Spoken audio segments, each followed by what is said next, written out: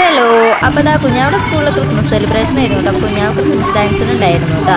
നല്ല ക്യൂട്ടായിട്ടുണ്ടായിരുന്നു. എല്ലാ പിള്ളേരും കൂടെ കളിക്കുന്നത് കാണാൻ വേണ്ടിയിട്ട് വൈറ്റും അതുപോലെ റെഡും ഡ്രസ്സായിരുന്നു കേട്ടോ. അവരുടെ കോസ്റ്റ്യൂം ഉണ്ടായിരുന്നത്. അപ്പോൾ അവരുടെ ക്രിസ്മസ് സെലിബ്രേഷൻ ഒന്ന് കണ്ടു നോക്കൂ.